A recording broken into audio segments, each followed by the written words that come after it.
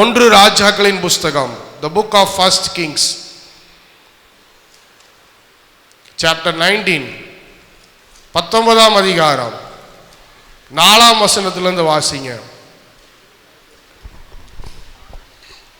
அவன் வனாந்தரத்தில் ஒரு நாள் பிரயாணம் போய் ஒரு சூரை செடியின் கீழ் உட்கார்ந்து தான் சாக வேண்டும் என்று கோரி, போதும் கர்த்தாவே, என் ஆத்துமாவை எடுத்துக்கொள்ளும், நான் என் பிதாக்களை பார்க்கிலும் நல்லவன் அல்ல என்று சொல்லி ஒரு சூரை செடியின் கீழ் படுத்துக்கொண்டு நித்திரை பண்ணினான். அப்பொழுது ஒரு தூதன் அவனை தட்டி எழுப்பி, எழுந்திருந்து போஜனம் பண்ணு என்றான். அவன் விழித்து பார்க்கிற போது, இதோ தழலில் சுடப்பட்ட அடையும் ஒரு பாத்திரத்தில் தண்ணீரும் அவன் தலைமாட்டில் இருந்தது. அப்பொழுது அவன் புசித்து குடித்து திரும்ப படுத்து கொண்டான். கர்த்தருடைய தூதன் திரும்ப 2 தரம் வந்து அவனை தட்டி எழுப்பி, எழுந்திருந்து போஜனம் பண்ணு, நீ பண்ண வேண்டிய பிரயாணம் வெகு தூரம் என்றான். போதும். இங்க ஒரு மனுஷனை பத்தி நாம பார்க்கிறோம். அந்த மனுஷனுடைய பெயர் என்ன சொல்லுங்க பாப்போம். யாரு? எலியா. எலியா என்கிற மனுஷன் தேவனுடைய தீர்க்கதரிசியாக அழைக்கப்பட்டு மிகப்பெரிய ஒரு யுத்தத்தை அவர் நடத்துகிறார், தலைமை எடுத்து. அந்த யுத்தத்தில் என்ன பண்றாரு? எல்லா பாகாலின் தீர்க்கதரிசிகள் எல்லாரும் என்ன பண்றாரு? வெட்டி சாய்க்கிறார். நல்ல ஒரு பெரிய சண்டை. அதில் சூப்பர் ஹீரோ யாருன்னு சொன்னா இந்த எலியா தான். அப்போ எல்லாத்தையும் பண்ணிட்டு நல்ல ஒரு விக்டோரியஸ் வார், நல்ல ஒரு ஜெயிக்கிற ஒரு யுத்தத்தை செய்து தேவனுடைய பலத்தினால் எல்லா விதமான யாரெல்லாம் கர்த்தருக்கு விரோதமாய் பேசினாங்களோ செயல்பட்டாங்களோ அந்த பாகாலின் தீர்க்கதரிசிகள் எல்லாரையும் ஒருத்தர் விடாமல் எல்லாத்தையும் அழிச்ச பிறகு அந்த நியூஸ் என்ன பண்ணுது? எசபேலுக்கு போகுது. எசபேல் யாருன்னு கேட்டிங்கன்னு சொன்னால், எலியா தீர்க்கதரிசியின் காலத்தில் there was a king, his name was Ahab. Ahab என்னும் ஒரு ராஜா இருக்கிறார். his wife name is Jezebel. அவருடைய மனைவியின் பெயர் தான் என்னது? எசபேல். இப்போ இவள் என்ன பண்றா? யாரெல்லாம் தன்னை வணங்கலையோ, தன்னுடைய தெய்வத்தை வணங்கலையோ, தன்னுடைய தீர்க்கதரிசிகளை மதிக்கலையோ அவங்க எல்லாரையும் இவ கொண்டுட்டு இருந்தா ஒரு பக்கம். அப்போ இவர் என்ன பண்றாரு? ரொம்ப தேவனுடைய தீர்க்கதரிசியாய் இருந்து ஒரு வீரம் நிறைந்தவராய் இருந்து பிரேவ் ப்ராஃபட். பைபிளில் பிரேவ் ப்ராஃபட் யாருன்னு பார்த்தா எலியா தான். அவர் என்ன பண்ணுறாரு? பெரிய தீர்க்கதரிசியாக நின்று சவால் விட்டு போட்டு எல்லாரையும் கொன்று கடைசியில் ஜெயிச்சிட்டாரு அப்படிங்கிற நியூஸ் யாருக்கு போகுது? எசபேலுக்கு போகுது. இதுக்கப்புறம் எலியாவுக்கு என்ன ஆச்சுன்னு பார்த்தீங்கன்னா பயம் வந்துருச்சு. இதுக்கப்புறம் எலியாவுக்கு என்ன ஆச்சுன்னு பார்த்தீங்கன்னா பலன் இல்லாதவராய் காணப்பட்டார். பயந்தாங்கொலின்னு சொல்லுவாங்கள்ல தமிழில், அந்த மாதிரி என்ன பண்ணிட்டாரு? நல்லா நின்று சண்டை போட்ட தீர்க்கதரிசி இப்போ என்னவா மாறிட்டாரு?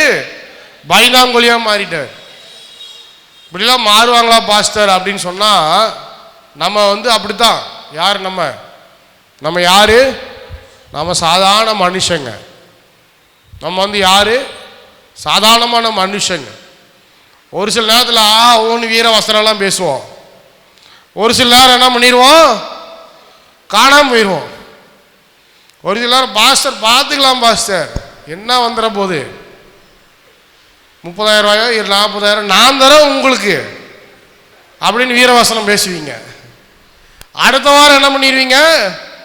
காணாம எங்கேயா போனீங்க? பாஸ்டர் தேடிட்டு இருப்பாரு, எங்கே போய் ஒளிஞ்சுக்குவீங்க. அப்போ ஒரு மனுஷனுடைய வாழ்க்கை, the life of a human being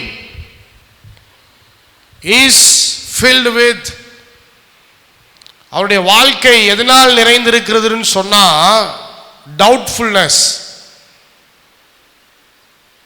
ஒரு சில நேரங்களில் ஃபியர், பயம், ஒரு சில நேரங்களில் கேள்விக்குறியான ஒரு வாழ்க்கை, கேள்வி கேட்கிற சூழ்நிலைகள், ஒரு சில நேரங்களில் போதும்டா சாமி என்ன ஆளை விட்டா போதும்டான்னு ஓடுற சூழ்நிலைகள்.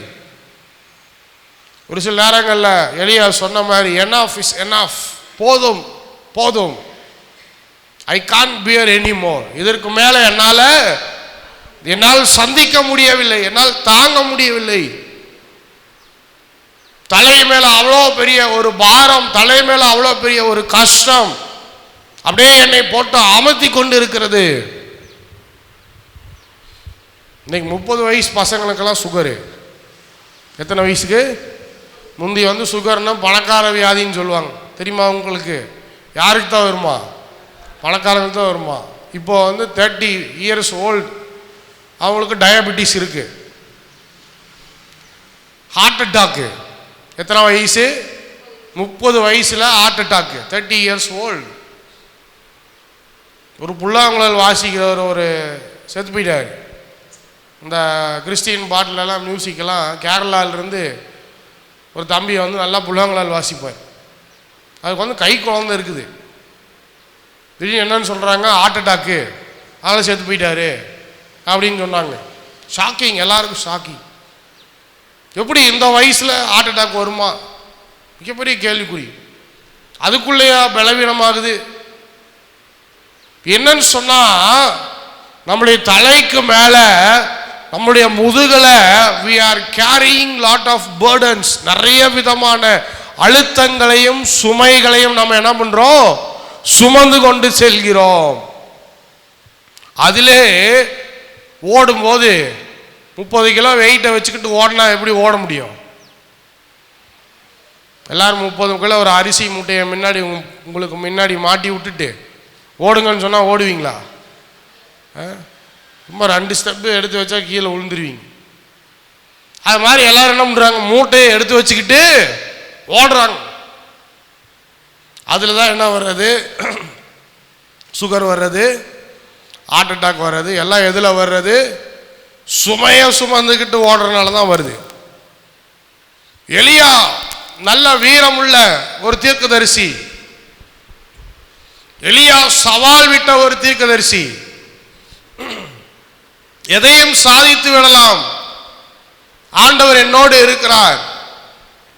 பாகாலின் ஜனங்கள் என்ன செய்து விடுவார்கள், இல்லை யெசபேல் என்ன செய்து விடுவாள், ஆகாப் என்ன செய்து விடுவான், ஜீவனுள்ள தேவனாகிய கர்த்தர் என்னோடு இருக்கிறார். எந்த சவாலையும் நான் சந்திக்க தயாரா இருக்கிறேன், எப்பேற்பட்ட காரியத்தையும் நான் பார்த்து கொள்ள தயாரா இருக்கிறேன், எனக்கு விரோதமாய் ஒருவனும் நிற்க முடியாது என்று சொல்லி வீரத்தினால் நிரம்பி சண்டை போட்ட ஒரு மனுஷன் இப்பொழுது பயந்து குறுகி நடுங்கி, போதும்டா சாமி, இதுக்கு மேல என்னால ஓட முடியாது, ஆண்டவரே என்னுடைய வாழ்க்கையை எடுத்துக்கொள்ளும் அப்பா என்று சொல்லி கலங்குகிற ஒரு சூழ்நிலையை நாம இங்க பார்க்கிறோம். அல்லேலூயா, அல்லேலூயா. இது நிறைய பேருக்கு, நிறைய பேருடைய வாழ்க்கையில போதும்டா சாமி அப்படின்னு சொல்ற வார்த்தை வந்துடும். அல்லேலூயா சொல்லுங்க.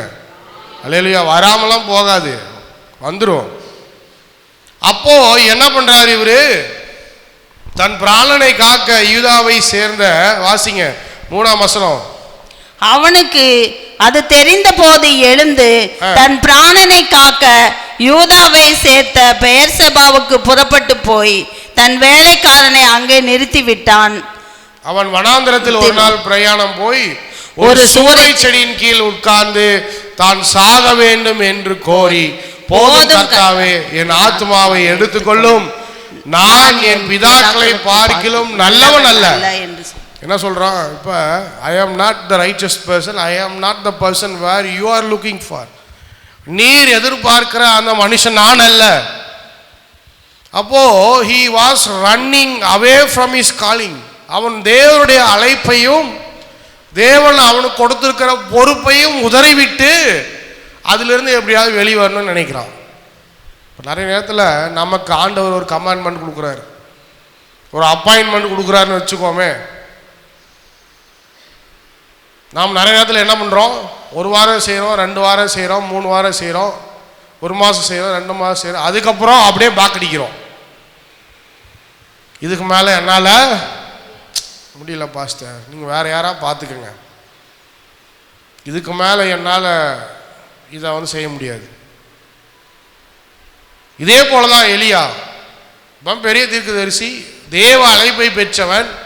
எல்லாரும் இவனை பார்த்து பயந்தாங்க. இப்போ எல்லாரையும் கொண்டிருக்கிறான். ஃபர்ஸ்ட் மிஷன் சக்சஸ், ஃபெயிலியர் கூட கிடையாது. ஒருவேளை அது நடக்காம போயிருந்தா, ஒருவேளை ஆண்டவர் அங்க வராம இருந்திருந்தா, பலிபீடத்துல ஆண்டவர் பட்சிக்காம இருந்திருந்தா, ஆண்டவர் பதில் கொடுக்காம இருந்திருந்தா, செயல்படாம இருந்திருந்தா, இவன் சொல்லியிருக்கலாம் போதும் ஆண்டவரேன்னு. அவர் வந்தாரு, நெருப்பை இறக்குனாரு, எல்லாரும் பார்த்தாங்க. இவன் செய்ய வேண்டியது எல்லாவற்றையும் செய்தான், எல்லாவற்றையும் முடித்தான். So his first mission, அவனுடைய முதலாவது ஊழியம் was a great success. முதலாவது ஊழியம் அவன் எதிர்பார்த்ததை விட தேவனுடைய பலத்தை கொண்டு ஜெயமாய் முடித்தான். ஆனா ஜெயமா முடித்த பிறகும் கூட அவனுடைய வாழ்க்கையில இப்ப என்ன ஆயிடுச்சு? பயம் உண்டாயிடுச்சு. இப்போ இனிமேல் வேணாம், நமக்கு இதோட போதும், முடிச்சுக்கலாம் அப்படின்னு நினைக்கிறான். இனிமேல் நமக்கு வேணாம், போதும். இன்னும் நிறைய மிஷன் வச்சிருக்கிறாரு ஆண்டவர். ஆனா அந்த மிஷனுக்குலாம் அவருக்கு போறதுக்கு இஷ்டம் இல்லை. ஏதோ ஒன்னா முடிச்சிட்டோம், இதோட போதும் பாஸ்டர். ஒரு சர்ச்சு கட்டியாச்சு, இதோட போதும் பாஸ்டர். ஒரு 100 ஆத்மாக்கள் வராங்க, இதோட போதும்பா. ஏதோ ஒரு இடம் வாங்கணும், இதோட போதும். ஏதோ ஒரு வீட்டை கட்டணும், இதோட போதும். பிள்ளைகளுக்கு கல்யாணம் பண்ணோம், இதோட போதும். ஏதோ ஒரு 10,000 ரூபா பென்ஷன் வருது, இதோட போதும் நம்ம வாழ்க்கை. ஆனா ஆண்டவர் பாருங்க, அதுல திருப்தி அடையவில்லை. ஆண்டவர் என்ன பண்ணல? ஒரு தடவை ஒரு அக்கினியை இறக்கி எல்லாரையும் பட்சிக்க வைத்து, எல்லாரையும் இவன் வெட்டி போட்டு, அதுல ஜெயிச்சு, அதுல காண்பித்து, அதுல ஜெயிச்சதுல மட்டும் God is not satisfied. ஆண்டவர் அதுல திருப்தி அடையல. எலியா was satisfied. எலியா திருப்தி அடைந்தான், ஆனா கர்த்தர் திருப்தி அடையல.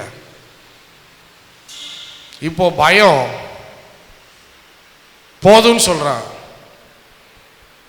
அடுத்தது அவன் போதும்னு சொல்லிட்டு அப்படியே என்ன பண்றான்? படுத்து தூங்குறான். இப்போ என்ன நடக்குது அப்படின்னு சொன்னா, ஒரு தேவதூதன் வருகிறான். அவன் விழித்து பார்க்கிற போது, இதோ தழலில் சுடப்பட்ட அடையும் ஒரு பாத்திரத்தில் தண்ணீரும் அவன் தலைமாட்டில் இருந்தது. அப்பொழுது அவன் புசித்து குடித்து திரும்பவும் படுத்து கொண்டான். பாருங்க, போதும்னு சொல்றதுனால ஆண்டவர் கோச்சிக்கிறது இல்லை. நீங்க சொல்லலாம், ஆண்டவரே போதும் ஆண்டவரே, இதுக்கு மேலே என்னால் முடியாது ஆண்டவரே, என்ன விட்டுருங்க ஆண்டவரே. இப்போ பாஸ்டர், நான் ஒரு பாஸ்டர், நான் நிறைய டைம் சொல்லியிருக்கிறேன், வேணாம்பா சாமி, இந்த ஊழியமே நமக்கு வேண்டாம். நம்மளும் மற்றவங்க மாதிரி போய் ஒரு சம்பளத்துக்கு போய் நல்லா ஏதோ படிச்சிருக்கிறோம், ஒரு சம்பளத்துக்கு போய் வேலை பார்த்துட்டு நம்ம ஒரு சர்ச்சில் விசுவாசியாக இருந்து ஏதோ ஒரு காணிக்கையை போட்டோமா வந்தோமா போனோமான்ட்டு இருக்கலாம். எதுக்கு நமக்கு தலையில்லாத வேலை அப்படின்னு சொல்றதுக்கு எனக்கு உரிமை இருக்குது. ஆண்டவர் அந்த உரிமையை கொடுத்துருக்கிறாரு. இப்போ நான் அப்படி சொல்றதுனால ஆண்டவர் கோசிக்க போறதில்ல. ஐயோ இவன் அப்படி சொல்லிட்டான், இனிமே இவன் வேணாம், நமக்கு இவனை விட்டுருவோம், இவனை விட்டுட்டு அடுத்த ஆளை எடுத்துக்குவோம், அப்பேற்பட்டவர் நம்முடைய ஆண்டவர் அல்ல. You might think God is done with you. நீங்க நினைக்கலாம் ஆண்டவர் என்னோட என்ன பண்ணிட்டாரு, இதோட என்ன ஊழியத்தை முடிச்சிட்டாரு அப்படின்னு நீங்க நினைக்கலாம்.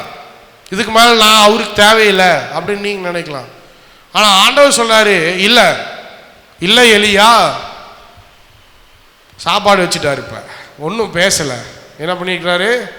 Food and water came through one angel. So Elijah got up. அவர் வந்து எழும்புறாரு. he ate the food, drank the water. சாப்பிட்றாரு, குடிக்கிறாரு, மறுபடியும் படுத்துக்கிட்டார். சரி, இப்போ வந்து நீங்க கேட்கலாம், ரெஸ்ட் எடுக்கிறது நல்லதா பாஸ்டர்? ஆண்டவர் வந்து அதுக்கு தான் என்ன பண்ணியிருக்காரு, சாப்பாட்டையும் தண்ணியும் என்ன பண்ணியிருக்காரு, எலியா கொடுத்துருக்காரு. சரி, இந்த யுத்தத்தில் கொஞ்சம் களைப்பு போயிட்டாரு, கொஞ்ச நேரம் என்ன பண்ணிட்டோம், தூங்கி ரெஸ்ட் எடுக்கணும். ரெஸ்ட் எடுக்கிறது தப்பே கிடையாது. ஒரு சிலர் வந்து எனக்கு ஓய்வு தேவை அப்படின்னு சொல்லி ஒரு சில மாதங்கள் வந்து என்ன பண்ணுறாங்க, அவங்க வந்து இந்த வெளிநாட்டிலலாம் பார்த்தீங்கன்னா அவங்க வேலை செஞ்சுட்டு தான் இருப்பாங்க. வேலை செஞ்சுட்டே இருக்கும்போது கவர்மெண்ட்டே என்ன பண்ணுதுன்னு சொன்னால், இந்த யூரோப்பியன் கண்ட்ரீஸு அமெரிக்கன் கண்ட்ரீஸ்லாம் பார்த்தா கவர்மெண்ட்டே என்ன சொல்லுது, பெய்டு வெக்கேஷன். அப்படின்னா என்ன அர்த்தம், 1 மாதம் 2 மாதம் அவங்களுக்கு சம்பளம் வந்துடும், ஆனால் அவங்க எந்த வேலையும் செய்ய வேண்டிய தேவையில்லை. நம்ம ஊர் எப்போ பாஸ்டர் அப்படி மாறும் அப்படின்னு கேட்டிங்கன்னா, ஸ்தோத்திரம், ஆண்டவருக்கு தான் தெரியும் நம்ம ஊர் எப்போ மாறணும். இங்கே வேலை செஞ்சாலே சம்பளம் கொடுக்க மாட்டேங்கிறான், இங்கே எங்கே நமக்கு பெய்டு வெக்கேஷன் கொடுக்க போகிறான். இப்போ கவர்மெண்ட் என்ன பண்ணுது, தே கிவ் பெய்டு வெக்கேஷன். சம்பளம் வருது, அவங்க என்ன சொல்கிறாங்க, போய் கொஞ்ச நாள் என்ன பண்ணுங்க, போய் ஓய்வு எடுத்துட்டு வாங்க, எங்கேயோ போய் ஓய்வு எடுங்க, நாங்கள் எந்த ப்ராப்ளமும் இல்லை, we will wait for you. அப்போ அவங்களால தெரியும், இவங்க ஓய்வு எடுத்துட்டு வந்தால் இன்னும் திறம்பட என்ன பண்ண முடியும், இவங்களால வேலை செய்ய முடியும். இது வரைக்கும் எனர்ஜியெல்லாம் அவுட்டு, இவ்வளோ ஸ்ட்ரெஸ் இருக்குது இந்த வேலையில், இவ்வளோ பிரச்சனை இருக்குது. சரி, கொஞ்ச நாள் ஓய்வு எடுக்கட்டும், ஓய்வு எடுத்துட்டு திரும்ப வந்து ஒரு புத்துணர்ச்சியோடு என்ன பண்ணட்டும், இந்த வேலையை தொடரட்டும் அப்படின்னு சொல்லி கவர்மெண்ட்டே என்ன பண்ணுது, லீவ் கொடுக்குது. இதே மாதிரி ஆண்டவர் என்ன பண்ணிட்டாரு, எலியாவுக்கு கொஞ்சம் நேரம் கொடுத்துட்டார். சரி எலியா, சாப்பாடு தண்ணி, எவ்வளோ நேரம் நீ தூங்கணுமோ நீ தூங்குறாரு. அடுத்து மறுபடியும் என்ன நடக்குது, கர்த்தருடைய தூதன் திரும்ப 2ஆம் தரம் வந்து, 7ஆம் வசனம், கர்த்தருடைய தூதன் திரும்ப 2ஆம் தரம் வந்து அவனை தட்டி எழுப்பி எழுந்திருந்து போஜனம் பண்ணு, நீ பண்ண வேண்டிய பிரயாணம் வெகு தூரம் என்றார். பண்ண வேண்டிய பிரயாணம் வெகு தூரம். இப்ப என்ன சொல்றாரு, மறுபடியும் சாப்பிடு எலியா. ஏன்னு சொன்னா, திரும்பவும் நீ போக வேண்டிய தூரம் இன்னும் நிறைய இருக்குது. இவன் நினைக்கிறான் இதோட நமக்கு முடிஞ்சிடும்ட்டு, ஆனால் ஆண்டவர் சொல்றாரு, இல்லை, இன்னும் போக வேண்டிய விஷயம் இருக்குது. அப்போ எனக்கு வந்து இந்த ஸ்ட்ரென்த்து போச்சு, பலவீனம் ஆகிட்டேன், சோர்ந்து போயிட்டேன், நான் வந்து பயம் உண்டாயிருச்சு, இதெல்லாம் என்ன அப்படின்னு கேட்டால் இதெல்லாம் அவருக்கு பெரிய மேட்ரே கிடையாது. ஆண்டவர் சொல்றாரு, நான் மறுபடியும் உன்னோட தான் இருக்கிறேன், தொடர்ந்து போக வேண்டிய வேலை இன்னும் இருக்குது. இப்போ நிறைய நேரங்களில் நம்ம நினைக்கலாம், ஒரு சில சூழ்நிலையினால, ஒரு சில பிரச்சனையினால, ஒரு சில கஷ்டத்தினால, ஒரு சில போராட்டத்தினால அவ்வளோதான் நம்முடைய வாழ்க்கை முடிஞ்சிருச்சு, இதோட முடிஞ்சிருச்சு அப்படின்னு நீங்க நினைக்கலாம். ஆனால் ஆண்டவர் சொல்றாரு, எழும்பி உக்காந்து சாப்பிடு. அல்லேலூயா சொல்லுங்க பார்ப்போம். அந்த ஆகாரத்தை அவர் தான் தரார். நீங்க ரெஸ்ட் எடுக்கும்போது ஆகாரத்தை யார் கொடுக்கிறது? அல்லேலூயா சொல்லுங்க. அல்லேலூயா, கர்த்தர் கொடுக்கிறார். அப்ப என்ன சொல்றாரு, இந்த ஓய்வு காலத்துல கொஞ்சம் சாப்பிட்டு புசித்து கொஞ்சம் அந்த பலத்தை பெற்ற பிறகு இன்னும் பண்ண வேண்டிய பிரயாணம் ரொம்ப தூரம் இருக்குது, நீ கண்டிப்பா பண்ணிதான் ஆகணும். அப்போ என்ன பாஸ்டர் அப்படின்னு சொன்னா, நம்முடைய பலவீனத்தில் தேவனுடைய பலன் பூரணமாய் விளங்கும். அல்லேலூயா. நிறைய நேரங்கள் நாம கேள்வி கேட்கிறோம், ஏன், எதுக்கு, ஏன் இப்படி, ஏன் என் வாழ்க்கையில இப்படி, நிறைய நேரத்தில் கேள்வி கேட்கிறோம். கர்த்தர் ஒரே ஒரு ஆன்சர் தான் வச்சிருக்கிறாரு. என்ன ஆன்சர்னு சொன்னா, கொஞ்ச நேரம் ஓய்வெடு, கொஞ்ச நேரம் சாப்பிடு, கொஞ்சம் ரெஸ்ட் எடுத்த பிறகு தொடர்ந்து என்ன பண்ணு, நீ ஓடு. இதுதான் உன்னுடைய அழைப்பு. நாம இதை விட்டுட்டு எங்கெங்கேயோ என்னென்னமோ காரியத்தெல்லாம் செஞ்சுட்டு கிடக்கிறோம். தேவனிடத்துல ஓய்வு இருந்தா தேவ பலன் நம்மை பூரணமாய் நிரப்போம். அல்லேலூயா சொல்லுங்க. அல்லேலூயா. when you find rest in God, God's grace, தேவனுடைய கிருபை, God's அவருடைய பலன் நம்மை பரிபூர்ணமாய் நிரப்பி தொடர்ந்து ஓடுவதற்கு கர்த்தர் நமக்கு உதவி செய்கிறார். அல்லேலூயா. அடுத்தது வாசிங்க, 10 வாசிங்க. 10. அதற்கு அவன், சேனைகளின் தேவனாய கர்த்தருக்காக வெகு பக்தி வைராக்கியமாய் இருந்தேன். இஸ்ரவேல் புத்திரர் உமது உடன்படிக்கையை தள்ளிவிட்டார்கள். உம்முடைய பலிபீடங்களை இடித்து உம்முடைய தீர்க்கதரிசிகளை பட்டயத்தினால் கொன்று போட்டார்கள். நான் ஒருவன் மாத்திரம் மீதியாய் இருக்கிறேன், என் பிராணனையும் வாங்க தேடுகிறார்கள் என்றான். அப்பொழுது அவர், நீ வெளியே வந்து கர்த்தருக்கு முன்பாக பர்வதத்தில் நில் என்றார். அப்பொழுது இதோ கர்த்தர் கடந்து போனார். கர்த்தருக்கு முன்பாக பர்வதங்களை பிளக்கிறதும் கண்மலைகளை உடைக்கிறதுமான பலத்த பெருங்காற்று உண்டாயிற்று. ஆனாலும் அந்த காற்றிலே கர்த்தர் இருக்கவில்லை. காற்றின் பின் பூமி அதிர்ச்சி உண்டாயிற்று. பூமி அதிர்ச்சியிலும் கர்த்தர் இருக்கவில்லை. பூமி அதிர்ச்சிக்கு பின் அக்கினி உண்டாயிற்று. அக்கினியிலும் கர்த்தர் இருக்கவில்லை. அக்கினிக்கு பின் அமர்ந்த மெல்லிய சத்தம் உண்டாயிற்று. அதை எலியா கேட்டபோது தன் சால்வையினால் தன் முகத்தை மூடிக்கொண்டு வெளியே வந்து கெபியின் வாசலில் நின்றான். அப்பொழுது, இதோ எலியாவே, இங்கே உனக்கு என்ன காரியம் என்கிற சத்தம் அவனுக்கு உண்டாயிற்று. போதும். இப்போ என்ன நடக்குதுன்னு சொன்னா, தேவதூதன் வந்து அவனை சாப்பாடெல்லாம் கொடுத்து தேற்றின பிறகு இவன் என்ன பண்றான் அப்படின்னு சொன்னா, ஓரேப் அப்படிங்கிற ஒரு இடத்துக்கு போறான். இப்போ இந்த ஓரேபில் என்ன நடக்குது அப்படின்னு பாருங்க.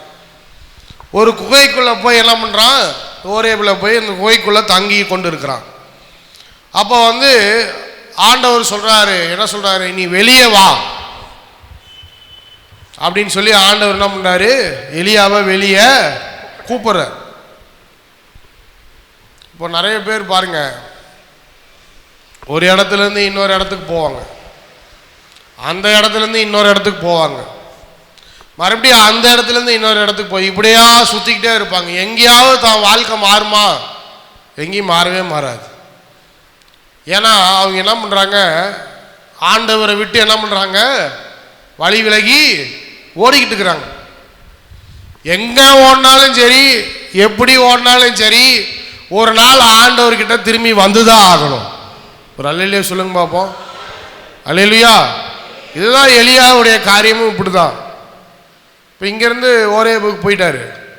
ஓரேபுல போய் ஒரு என்ன பண்ணுறாரு, குகைக்குள்ள உட்கார்ந்துருக்கிற. அங்கேயும் ஆண்டவர் விட்டாரான்னு பார்த்தா அங்கேயும் ஆண்டவர் விடல.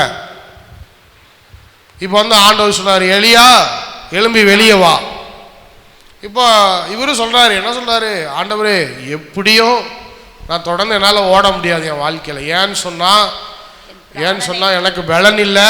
ரெண்டாவது என் உயிரை என்ன பண்ணிடுவாங்க, இவங்க வாங்கிடுவாங்க, என்னை கொன்று போட்டுருவாங்க. நல்லா தெரியும், கண்டிப்பாக என்னை வாழ விடவே மாட்டாங்க. அவ்வளோ எதிரிகள்.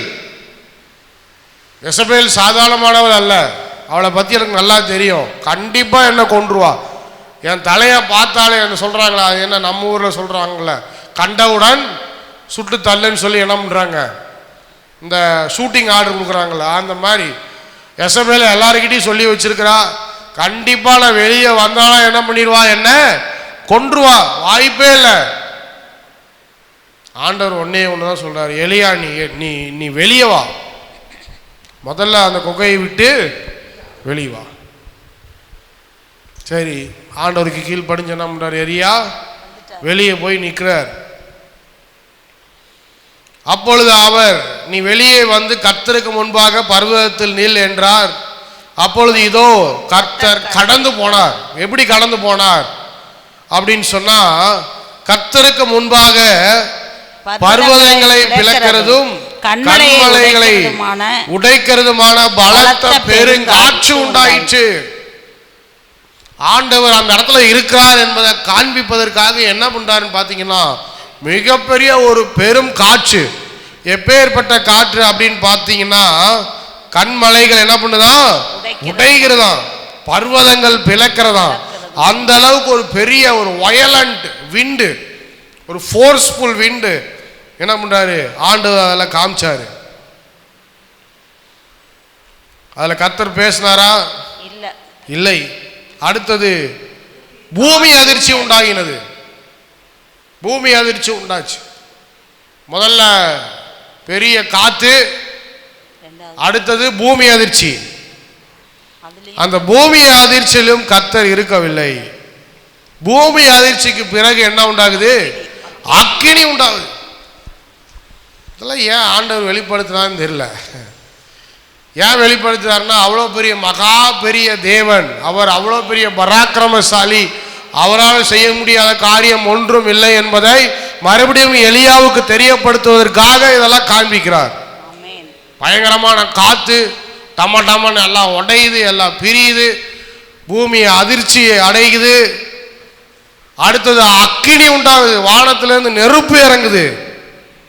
ஆனால் அந்த அக்கினியிலும் கர்த்தர் இருக்கவில்லை, இருந்தார். அதற்கு பிறகு அக்கினிக்கு பின் அமர்ந்த மெல்லிய சத்தம் உண்டாயிற்று. அல்லேலூயா சொல்லுங்க பாப்போம். இப்போ இந்த மெல்லிய சத்தத்துல தான் ஆண்டவர் பேசுறார். அப்ப பாருங்க, நம்மளுடைய வாழ்க்கையில நாம இந்த மாதிரியான ஒரு பலனற்ற சூழ்நிலையில, ஒரு பிரச்சனை நிறைந்த சூழ்நிலையில, ஒரு பயத்துல, ஒரு விதமான உபத்திரவத்திலேயோ ஒரு விதமான கஷ்டத்திலேயோ நாம் இருந்துக்கிட்டு என்னால் முடியல ஆண்டவரே அப்படின்னு சொல்லும்போது, நாம் இவ்வளோ பெரிய காற்று, இவ்வளோ பெரிய இது, இவ்வளோ பெரிய பூமி அதிர்ச்சி, இவ்வளோ பெரிய அக்கினி, இதெல்லாம் நமக்கு யூஸ் இல்லை. இதெல்லாம் முன்னாடியே பார்த்தாச்சு. அல்லேலூயா சொல்லுங்க. எலியா முன்னாடியே அக்கினியை பார்த்துட்டாரு. பார்க்கலையா? முன்னாடியே பார்த்துட்டாரு. இதெல்லாம் யூஸ் இல்லை. ஆனா மெல்லிய சத்தம், அந்த மெல்லிய சத்தத்துல தேவன் எலியாவோடு பேசினார். அல்லேலூயா. நிறைய நேரத்தில் நம்ம வாழ்க்கையை மாற்றணுங்கிறதுக்காக எல்லாம் தப்பா நடக்குது பாஸ்டர். எங்க ஓடுறோம்? ஒரு அபிஷேக ஆராதனைக்கு ஓடுறோம். இந்த அபிஷேகத்தை வாங்கிட்டா எல்லாம் மாறிடும். உடனே அங்கே போய் ஃபயர் ஃபயர் ஃபயர் அப்படின்ட்டு அவன் தலையில் போட்டு நல்லா அடின்னு அடிக்கிறான், கீழே தள்ளி விட்றான் அவங்கள. ஒரு சில ஆளை தள்ளி விட்டு உழுவுறதில்ல. அப்போ என்ன பண்ணுறான்? அவன் இனி எப்படி உழுதாம போறேன்னு பார்த்துறேன் அப்படின்ட்டு புண்ணம் முடிச்சு தள்ளி கீழே சாச்சிட்றான். உழுவுறதுனால வாழ்க்கை மாறிடுமா? அடுத்த நாள் அப்படியே தான் இருக்குது, எதுவுமே மாறல. ஒரு சில ஆளுங்க வியாதி இருக்கிற இடத்துல குத்துறானா, என்ன பண்றானா? தப்பி தவிர அங்கே கீது போயிடாதீங்க.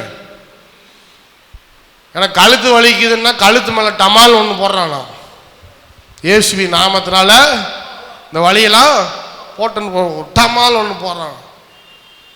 கால் நடக்க முடியலன்னா காலில் எட்டி உதைக்கிறானா, இயேசுவி நாமத்தினால. நிஜமா உண்மையாக சொல்கிறேன். இவங்க பண்ணுற அட்டகாசம் இருக்குது, சாதாரணமான அட்டகாசம் கிடையாது. எட்டி என்ன பண்ணுறான்? ஒரு உதைய கால் என்ன பண்ணுறான்? டமால ஒரு உதைய போடுறான். இயேசுவி நாமத்தினால எந்த கால் வராமல் போகுது பார்க்குறேன் இரு. அதுக்கு பயந்துக்கிட்டே உடனே என்னன்றான், ஐயோ சரியாயிடுச்சுங்க விட்டுருங்க விட்டுருங்க அப்படின்னு என்ன பண்ணிடுறான், ஓடி வந்துடுறான். அப்படிதான் இருக்கிறாங்க மக்கள், எப்படிலாம் ஏமாத்துறாங்க. அடுத்தது இன்னொரு குரூப்பு, இது பேய் ஓட்டுறேன், பிசாசு ஓட்டுறேன், மந்திரம் எடுக்கிறேன், பில்லி சூனியத்தை எடுக்கிறேன் அப்படி இப்படின்னு சொல்லிக்கிட்டு கதை விட்டுக்கிட்டு அங்கே வச்சிருக்கிறாங்க இங்கே வச்சிருக்கிறாங்க. இவர் அந்த இவர் மாதிரி என்னது அந்த போர் எல்லாம் போடும்போது தேங்காவெல்லாம் வச்சுட்டு கண்டுபிடிக்கிறாங்களே எங்கே தண்ணி இருக்குதுன்ட்டு. ஆமாம், அந்த மாதிரி இவர் என்ன பண்ணுறாரு, இங்கேயும் அங்கேயும் அப்படியே இப்படி கையை நீட்டி ஜெபம் பண்ணி இங்கே சூனியம் இருக்குது அங்கே சூனியம் இருக்குது, வீட்டை இடிங்கிறான், இங்கே தான் பிரச்சனை உனக்கு. பாஸ்டரா மந்திரவாதியான்னு தெரியல. அப்போ இப்படிலாம் ஏமாத்துற ஆட்கள் கிட்ட போய் நம்ம ஆளுங்க மண்டையை கொடுத்துக்கிட்டு ஏமாந்துக்கிட்டு என்ன சொல்றாங்க, என் வாழ்க்கை மாறிடும். எத்தனை அபிஷேகத்தை இறக்கினாலும், எத்தனை கிரியையை நம்ம காண்பித்தாலும், எத்தனை அக்னியை பார்த்தாலும், எத்தனை விதமான பெரிய பெரிய தீர்க்க தரிசனம் வந்தாலும் சரி, உன் வாழ்க்கை மாறுமான்னு சொன்னால் மாறவே மாறாது, அப்படியே தான் இருக்கும். அதுலெல்லாம் எந்த மாற்றமும் கிடையாது. ஆனால் நீ உட்கார்ந்து ஆண்டவருடைய மெல்லிய சத்தத்தை கேட்டின்னு சொன்னீன்னா தன்னால உன் வாழ்க்கையில் இருக்கிற எல்லா பிரச்சனையும் மாறிடும். அல்லையிலே சொல்லுங்க பார்ப்போம். நிறைய பேர் அந்த மெல்லிய சத்தத்தை அவங்க கேட்கறது இல்லை, உட்காரதில்லை. முதல்ல that small still voice of God, அந்த மெல்லிய சத்தம் எலியாவினிடத்திலே பேசினது. காத்துல ஆண்டவர் இல்லை, பூமி அதிர்ச்சியில ஆண்டவர் இல்லை, நெருப்புல ஆண்டவர் இல்லை, ஆனா அந்த மெல்லிய சத்தத்துல ஆண்டவர் இருந்தாரு. அல்லேலூயா சொல்லுங்க. ஆமா, குதிச்சு குதிச்சு குதிச்சு குதிச்சு உருண்டு பரண்டு அடிச்சு உடிச்சு அப்படித்தான் அபிஷேகத்தை இறங்கணுன்ற அவசியமே இல்லை. நிறைய பேருக்கு அதுதான் அபிஷேகம் மாதிரி தெரியுது. எது அபிஷேகம் மாதிரி தெரியுது? குதிக்கிறதா அபிஷேகம் மாதிரி தெரியுது, பறக்கிறதா அபிஷேகம். அப்பா என்ன அனாயிண்டிங்ப்பா, சா என்ன அனாயிண்டிங். அப்படியே பறக்கிறாரு மேலே, பறந்து போய் அங்கே பொத்துன்னு விழுந்துட்டாரு கீழே. என்ன மாற்றம் உண்டாச்சு? ஒரு மாற்றமும் உண்டாகல. மறுபடியும் அடுத்த நாள் பார்த்தா அப்படியே தான் இருக்கிறான், பண்ணுற பாவத்தையும் இன்னும் பண்ணிட்டு தான் இருக்கிறான். நிறைய பேர் எதுக்கு ஓடுறாங்க? இந்த அடிக்கிறதுக்கு, உதைக்கிறதுக்கு, பறக்கிறதுக்கு, குதிக்கிறதுக்கு, இதுக்கு தான் நிறைய பேர் ஓடுறாங்க. அதுதான் அவங்க வாழ்க்கையில் ரொம்ப முக்கியமாக தெரியுது. ஆனால் உட்கார்ந்து கொஞ்ச நேரம் செலவு செய்து, சரி பிரேக் எடுத்தாலும் பரவாயில்ல, ஒன்றும் பிரச்சனை இல்லை, ஆண்டவர் இன்னும் என்னை விட்டு விலகலை. நீங்கள் ஒரு வேளை நினைக்கலாம், பாஸ்டர் இந்த மாதிரி நேரத்தில் ஆண்டவர் என்னை விட்டு போயிட்டாரானா? இல்லை, இன்னும் அங்கே தான் இருக்கிறாரு. அல்லேலூயா சொல்லுங்க. அல்லேலூயா. இன்னும் ஆண்டவர் அங்கே தான் இருக்கிறாரு. நீ தான் சோர்ந்து போயிருக்கிற, அவர் சோர்ந்து போல. நீ தான் பெலல் இல்லைன்னு சொல்ற, அவர் பெலல் இல்லைன்னு சொல்லலை. அவர் என்ன சொல்றாரு? எலும்பி சாப்பிடுன்னு தான் சொல்றாரு. எலியா அப்படிதான் நினைச்சான், ஆண்டவர் விட்டுட்டாரு நமக்கு, அவ்வளோதான் இனிமேல். அவர் சொல்றாரு, எலியா முடியவே முடியாது, நான் அப்பேற்பட்ட தேவன் அல்ல. உனக்கு என்ன வச்சிருக்கிறனோ அதை செய்து முடிக்கிற வரைக்கும், உன் ஜீவனை நான் எடுத்துக்கிற வரைக்கும் உன் வாழ்க்கையில கிரியை செஞ்சுட்டு தான் இருப்பேன். அல்லேலூயா. அல்லேலூயா சொல்லுங்க. அல்லேலூயா. அப்ப என்ன பண்றாரு? வெளியே வராரு, இத்தனை காரியம் நடக்குது, இத்தனையும் பார்க்குறாரு. தேவன் பராக்கிரமசாலி, தேவனால செய்ய முடியாத காரியம் ஒன்றுமில்லை. அவர் நினைச்சா அவரே இடிக்கலாம். அவரே பாகால் என்ன பெரிய பாகால், எசபேல் என்ன பெரிய எசபேல். ஒரு அமுக்குனா எல்லாம் இடிஞ்சு விழ போகுது கீழே. ஆனால் அது ஆண்டவர் தனியா செய்யறது அவருடைய சித்தம் அல்ல. எலியாவை கைவிடுவது ஆண்டவருடைய திட்டமும் அல்ல. போதும் எலியா, சரி நீ போய் உன் வேலையை பாரு அப்படின்னு சொல்றது ஆண்டவருடைய சித்தம் அல்ல. மெல்லிய சத்தம் உண்டாயிற்று. அந்த மெல்லிய சத்தத்தை அவன் என்ன பண்றான்? கேட்கும் போது தன் சால்வையினால் தன் முகத்தை, இதுதாங்க அபிஷேகம். இப்போ என்ன பண்றான்? அந்த காத்து வரும்போதெல்லாம் ஒன்றும் நடக்கல, இடி இடிக்குது, அப்போல்லாம் ஒன்றும் நடக்கல. பூமி அதிர்ச்சி வருது, அப்போல்லாம் ஒன்றும் மூடல. அப்புறம் பாருங்க, அக்கினி இறங்குது, அக்கினியை கூட கண்ணால் பார்த்துட்டு தான் இருக்கிறான். ஆனால் அந்த மெல்லிய சத்தம் உண்டாகும் போது அவனுடைய முகம் ஆண்டவருடைய சமூகத்தையும் ஆண்டவருடைய பிரசனத்தையும் அவனால் என்ன பண்ண முடியல, பார்க்க முடியல. அப்போ the most glorious presence, the most glorious ஆண்டவரோடு சஞ்சரிக்கிற ஒரு நேரம் என்ன நேரம் என்று சொன்னால், நீங்கள் அமர்ந்திருந்து அந்த மெல்லிய சத்தத்தை ஆண்டவரிடத்தில் கேட்கும் போது அதில் இருக்கிற பிரசன்னம், அதில் இருக்கிற சமூகம் வேற எதைக்குமே நீங்க ஒப்பிட முடியாது. அல்லேலூயா சொல்லுங்க. அதுல தான் அபிஷேகம் நிறைய இருக்குது. எதுல அபிஷேகம் நிறைய இருக்குது? போய் குதிக்கிறதெல்லாம் ஆடுறதெல்லாம் அபிஷேகம் நிறைய இல்லை. எதுல அபிஷேகம் நிறைய இருக்குது? உட்கார்ந்து ஆண்டவருடைய சத்தத்தை கேட்கறதுல தான் அபிஷேகம் இருக்கு. இப்போ நிறைய பேர் கேட்கறதே கிடையாது. ஆண்டவர்கிட்ட கேட்கறது, மனுஷன்கிட்ட கேட்குறாங்க, ஆண்டவர்கிட்ட கேட்கறது கிடையாது. அந்த சத்தத்தை கேட்கும்போது அவன் முகத்தை மூடிக்கொண்டு வெளியே வந்து கெபியின் வாசலில் நின்றான். அப்பொழுது இதோ எலியாவே, ஆண்டவர் என்ன சொல்றாரு? அப்பொழுது ஆண்டவர் என்ன சொல்றாரு? எலியாவே, இங்கே உனக்கு என்ன காரியம் என்கிற சத்தம் அவனுக்கு உண்டாயிற்று. What are you doing here in Horeb? ஓரேப்ல என்ன செய்து கொண்டிருக்கிறாய் எலியாவே? நான் உன்னை என்ன சொன்னேன், நீ என்ன செஞ்சுக்கிட்டு இருக்கிற? இவ்வளவுதான் சொன்னார் கர்த்தர், ஒண்ணுமே சொல்ல. அப்படின்னா என்ன அர்த்தம்? நீ தான் முடிஞ்சிருச்சுன்னு நினைக்கிற, நீ தான் ஓட முடியலன்னு நினைக்கிற, நீ தான் பலனெல்லாம் போயிடுச்சுன்னு நினைக்கிற, நீ தான் உன்னை கொலை பண்ணுவாங்கன்னு நினைக்கிற. இது எல்லாமே யாருடைய இமேஜினேஷன்? யாருடைய இமேஜினேஷன்? Everything is yours. எல்லாமே நீ நினைக்கிற காரியம். நான் என்னைக்காவது சொன்னா? அப்போ அக்னியை பார்த்த, அக்னியை பார்த்த பிறகு கூட உனக்கு நம்பிக்கை இல்லையா? நீங்க என்ன செய்து கொண்டு இருக்கிறார்? What are you doing here?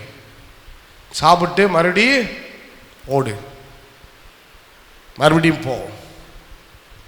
இப்போ நிறைய நேரத்தில் நம்முடைய பரிசுத்த வாழ்க்கையை விட்டுட்டு, நம்முடைய ஆவிக்குரிய வாழ்க்கையை விட்டுட்டு, நம்மளுடைய ஊழிய அழைப்பை விட்டுட்டு, தேவன் கொடுத்திருக்கிற மிகப்பெரிய பொறுப்பை விட்டுட்டு, என்னால முடியல ஆண்டவரே, ஊ அப்படின்னு சொல்லிட்டு, ஐயோ இதுக்கு மேல ஒரு ஸ்டெப் என்னால் எடுத்துக்க முடியாது, இது பண்ண முடியாது, அதை பண்ண முடியாது, என்ன விட்டுருங்க நீங்க சொல்லிட்டே இருக்கலாம். ஆனா ஆண்டவர் சொல்றாரு, இங்க என்ன செஞ்சுக்கிட்டு இருக்கிற? நான் உன்னை என்ன சொன்னனோ அந்த இடத்துக்கு மறுபடியும் போ. நான் உன்னை என்ன செய்ய சொல்றேனோ, do what I say. தேவனுடைய அழைப்பு என்பது எந்த காலத்திலும் எந்த நேரத்திலும் நாம விட்டு போகவே போகாது. நீங்க வேணா அங்க ஓடலாம், இங்க ஓடலாம், இப்படி செய்யலாம், அப்படி செய்யலாம். நான் வந்து எனக்கும் ஆண்டவருக்கும் என்னது, இந்த சின்ன பசங்கள்லாம் டூ விட்டுக்கிறாங்களே, அது மாதிரி நான் டூ விட்டுக்கிறேன் பாஸ்டர், கா விட்டுக்கிறேன், நான் சர்ச்சுக்கு வரமாட்டேன், அங்கே போகிறேன், இங்கே போகிறேன், எங்கே வேணாலும் போ. நான் நிறைய நேரத்தில் நிறைய விசுவாசிகளை வந்து டிஸ்டர்ப் பண்ணுறதே கிடையாது. ஏன் தெரியுமா? இந்த கான்செப்ட் நல்லா புரிஞ்சுக்கோங்க. இந்த பாஸ்டர் என்ன இப்படி இருக்கிறாரு, அவர்னா கண்டிக்கவே மாட்டேங்கிறார் நம்மளை அப்படின்னு நீங்கள் நினைக்கலாம். நான் என்ன ஃபிலாசபியில் இருப்பேன்னு சொன்னால், நீ எங்கெல்லாம் போகிறன்னு நான் பார்க்குறேன்னு. நீ என்னதான் இப்போ போனவங்க நிறைய பேர் இருக்கிறாங்க, வாழ்க்கை மாறிடுச்சா போய் பேசி பாருங்க, கேட்டு பாருங்க. ஒரு ஆளை பார்க்குறேன், மூஞ்சி தொங்க போட்டு போகிறார், மூஞ்சியே இல்லை. எந்த சர்ச்சு, இப்போ சர்ச்சுக்கே போகாமல் உட்காந்துருப்பாருன்னு நினைக்கிறேன் வீட்டில். ஸ்தோத்திரம், அவ்வளோதான் போச்சு. நீ என்கிட்ட சண்டை போட்டு என்ன காரியம் உனக்கு? சர்ச்சுக்கிட்ட சண்டை போட்டு என்ன காரியம் உனக்கு? ஆண்டவர் எதுக்கு அழைச்சார் உன்னை? நீ ரட்சிக்கப்பட்டதை நினைச்சுப்பார். பாஸ்டர்லாம் இன்னைக்கு ஒரு டெம்பரவரி, சர்ச்சு ஒரு டெம்பரவரி, நேம் போர்டு ஒரு டெம்பரவரி, இதெல்லாம் நாளைக்கு காணாம போயிடும். நீ ரட்சிக்கப்பட்ட போது, ஆண்டவர் உன்னை அழைச்ச போது, உன்னை அபிஷேகம் பண்ணின போது, உன்னை தெரிந்து கொண்ட போது அவர் என்ன சொன்னார் வாங்கிட்ட உன் வாழ்க்கையில? எதுக்காக அழைச்சார்? நீ என்ன ஒப்பு கொடுத்த? அது என்னைக்குமே மாறவே மாறாது. That is your calling. அதுதான் உன்னுடைய அழைப்பு. அதுதான் தேவனுடைய தெரிந்து கொள்ளுதல். அதுதான் தேவன் உனக்கு வைத்திருக்கிற திட்டம். நம்ம ஆட்கள் நினச்சிக்கிறாங்க, நம்ம ஒரு 2 வாரம் 3 வாரம் சர்ச்சுக்கு போலின்னா அவ்வளோதான், அதுக்கப்புறம் அப்படியே போயிருந்தோம். நீ என்கிட்ட இருந்து ஓடலாம், ஆண்டவர்கிட்ட இருந்து ஓட முடியாது. அடி வாங்குவ, உத வாங்குவ, நஷ்டம் உண்டாகும். விலகி ஓடுறதுனால யாருக்கு நஷ்டம்? உனக்கு தான் நஷ்டம், ஆண்டவருக்கு நஷ்டம் இல்லை. அவர் அங்கே தான் இருக்கிறாரு, நீ தான் அங்கே இல்லை. நீ தான் பயப்படுற, நீ தான் நடுங்குற, நீ தான் சோர்ந்து போற. ஆண்டவர் அங்கேயே தான் இருக்கிறாரு. அவர் என்ன சொல்லுவார்? சரி கொஞ்ச நேரம் ரெஸ்ட் தானே எடுக்கிற, எடு. அப்பயும் சோறு போட்டு தான் இருக்கிறாரு, இல்லைன்னு சொல்ல. நிறைய பேர் பாருங்கள், சர்ச்சுக்கு வரலினாலும் சாப்பாடு இருக்குது, இல்லைன்னு சொல்லலை, சாப்பாடுலாம் இருக்குது, கொடுக்குறாரு, இன்னும் கொடுக்குறாரு ஆண்டவர். ஏன் கொடுக்குறாரு? நீ எங்கே தான் ஓடுறன்னு நான் பார்க்குறேனே. ஒரு நாள் வரும், ஆண்டவர் சொல்லுவார், நீ எங்கே என்ன செஞ்சு கொண்டு இருக்கிற? What are you doing here? அதனால் ரெஸ்ட் எடுக்கிறது ஒன்றும் தப்பு இல்லை. ஆண்டவருக்குள்ள ரெஸ்ட் எடுத்து அந்த மெல்லிய சத்தத்தை கேட்டோன்னு சொன்னால் இந்த விதமான டிப்ரெஷன், இந்த விதமான பாதிப்பு, இந்த விதமான அவநம்பிக்கை, இந்த விதமான இந்த பலனற்ற சூழ்நிலை, இது எல்லாத்தையும் கர்த்தர் மாற்றிடுவார் ஒரே நிமிஷத்தில். அல்லேலூயா சொல்லுங்க பார்ப்போம். நெருப்பால் மாற்ற முடியல, பூமி அதிர்ச்சியினால மாற்ற முடியல, மிகப்பெரிய காட்சினால மாற்ற முடியல. ஆனால் ஒரு மெல்லிய சத்தம் தொடர்ந்து எலியாவை தன்னுடைய வாழ்க்கையில் ஓடுவதற்கு பலன் கொடுத்துச்சு. அல்லேலூயா சொல்லுங்க பார்ப்போம். அல்லேலூயா. You need that still small voice of God. அந்த மெல்லிய சத்தம், அந்த சின்ன சத்தம். ரொம்ப பெருசாலாம் பேச மாட்டார். டிவிலாம் காட்டுறாங்களே, நான் ஆண்டவர் பேசுகிறேன், அப்படிலாம் கூட பேச மாட்டார். சின்ன ஒரு ஏவுதல், சின்ன ஒரு வசனத்தில் வர ஒரு ஸ்மால், அது நல்லா தெரியும், கர்த்தரிடத்திலிருந்து வருதுன்னு சொல்லி நல்லா தெரியும். உங்களுக்கே நல்லா தெரியும் இது ஆண்டவர் பேசுகிற ஒரு காரியம். ஏன்னு சொன்னால் அது ஆண்டவரத்திலிருந்து வந்ததுன்னு சொன்னால் பரிசுத்த ஆவியானவர் அது கரெக்டாக உங்களுக்கு உணர்த்துவார். The Holy Spirit will reveal.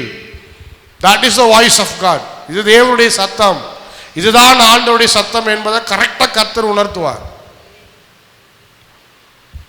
அந்த சத்தம் வந்துச்சு, அந்த சத்தத்தை கேட்ட பிறகு அதில் கிடைக்கிற பலன் இருக்குது பாருங்க, அதில் கிடைக்கிற அந்த சுகம் இருக்குது பாருங்க, அது யாரும் கொடுக்கவே முடியாது.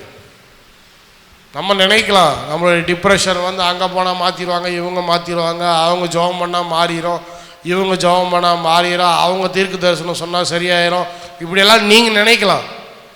ஆனால் ஆண்டவர் சொல்றாரு, அந்த சத்தத்தை நீ கேட்டவுடன், நான் பேசுகிற அந்த மெல்லிய சத்தத்தை நீ கேட்டவுடன் உனக்கு கிடைக்கிற பலன் இருக்குது பாரு.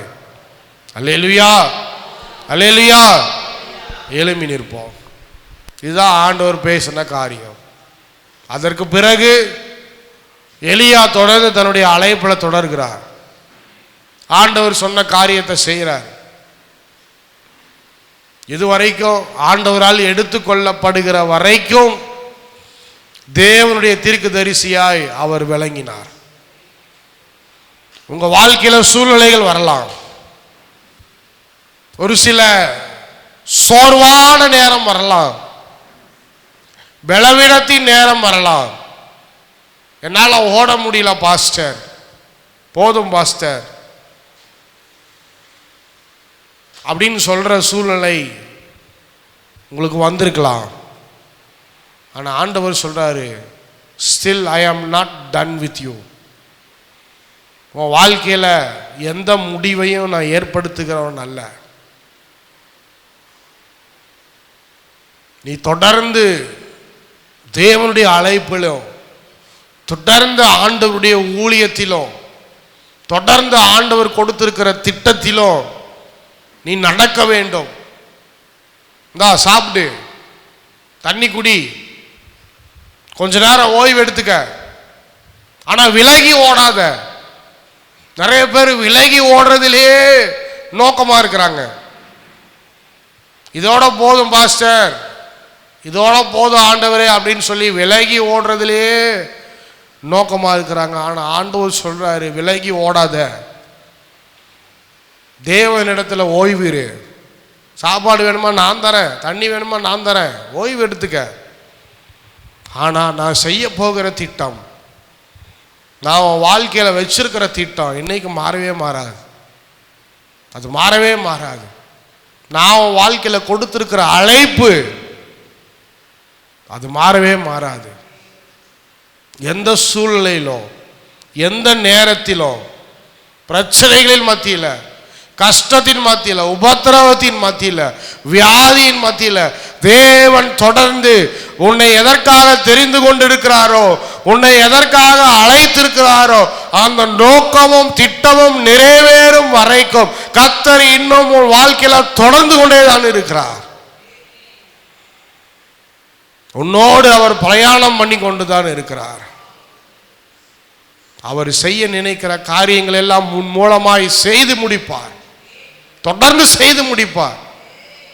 எத்தனை தடைகள் வந்தாலும் சரி, எத்தனை விதமான போராட்டங்கள் வந்தாலும் சரி, பயப்படாத. ஆண்டவர் சொல்றாரு, நான் இருக்கிற வரைக்கும் you will still run. நீ தொடர்ந்து ஓடிக்கொண்டேதான் இருப்பாய்.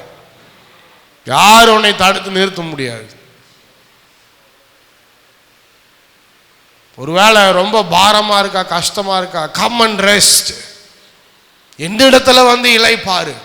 உன் பாரத்தையும் கஷ்டத்தையும் சுமையை என் மேல இறக்கி வை. ஆண்டவருடைய வசனம் சொல்லுது, வருத்தப்பட்டு பாரம் சுமக்கிற நீங்கள் எல்லாரும் ஆண்டவரிடத்தில் வாங்க, அவர் உங்களுக்கு இளைப்பாறுதலை தருகிற தேவனாக இருக்கிறார் என்று சொல்லுது. உங்கள் சுமைகளை ஆண்டவர் மேல இறக்கி வச்சுட்டு தொடர்ந்து ஓடுங்க.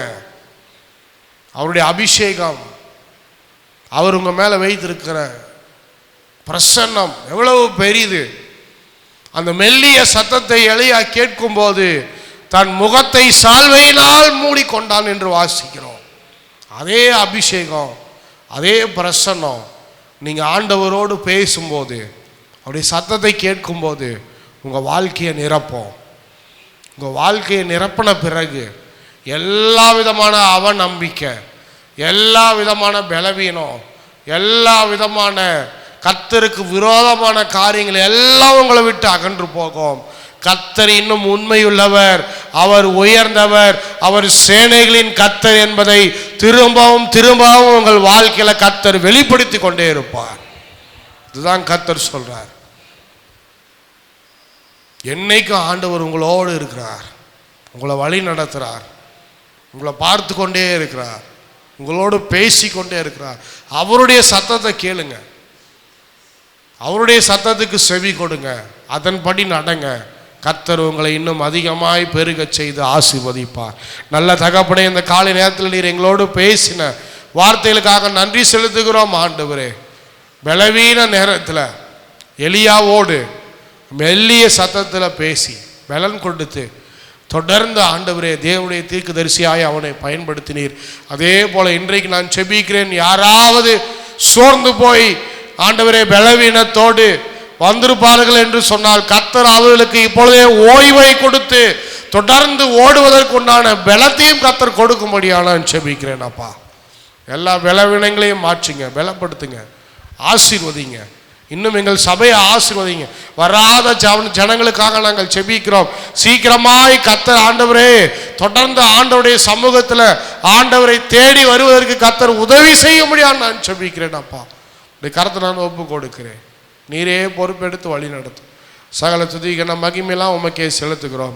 இயேசுவி நாமத்தினால செபிக்கிறோம் நல்ல பிதாவே. நீர் மாத்திரம் போதும் ஆண்டவரே, நீர் மாத்திரம் போதும், நீர் மாத்திரம் போதும், நீர் மாத்திரம் போதும் எனக்கு. நீர் மாத்திரம் போதும், நீர் மாத்திரம் போதும், நீர் மாத்திரம் போதும். எல்லாரும் எல்லாரும் சேர்ந்து யெகோவாயீரே, யெகோவாயீரே தந்தையாம் தெய்வா, நீர் மாத்திரம் போதும் எனக்கு. யெகோவா ராஃபா சுகம் தரும் தெய்வா, உம் தழும்புகள் சுகமானோ. யெகோவா ஷம்மா, யெகோவா ஷம்மா என் கூட இருப்பீர். என் தேவையெல்லாம், என் தேவையெல்லாம் சந்திப்பீர். யெகோவா ஷம்மா என் கூட இருப்பீர். என்னுடைய தேவையெல்லாம், என் தேவையெல்லாம் சந்திப்பீர். நீ மாத்திரம், நீ மாத்திரம் போதும், நீ மாத்திரம் போதும், நீ மாத்திரம் போதும் எனக்கு. நீ மாத்திரம் போதும், நீ மாத்திரம் போதும், நீ மாத்திரம் போதும் எனக்கு. இயேசுவே நீரே என் ஆத்மநேசர், என் மேல் எவ்வளவு அன்பு கூர்ந்தீர். என்னையே மீட்க, என்னையே மீட்க உம்மையே நம்பி. உம் அன்பிற்கு, உம் அன்பிற்கு இணையில்லை. என் வாழ்நாள் முழுவதும் உமக்காக வாழ்வேன். நீரே, நீரே என்றென்றும் போதும். என் வாழ்நாள் முழுவதும் உமக்காக வாழ்வேன். நீரே என்றும் போதும், நீரே என்றென்றும் போதும். நீ மாத்திரம் போதும், நீ மாத்திரம் போதும், நீ மாத்திரம் போதும் எனக்கு. நீ மாத்திரம் போதும், நீ மாத்திரம் போதும், நீ மாத்திரம் போதும் எனக்கு. நீர் மாத்திரம் போதும், நீர் மாத்திரம் போதும், நீர் மாத்திரம் போதும். எல்லா உள்ளத்தில் ஆழத்திலிருந்து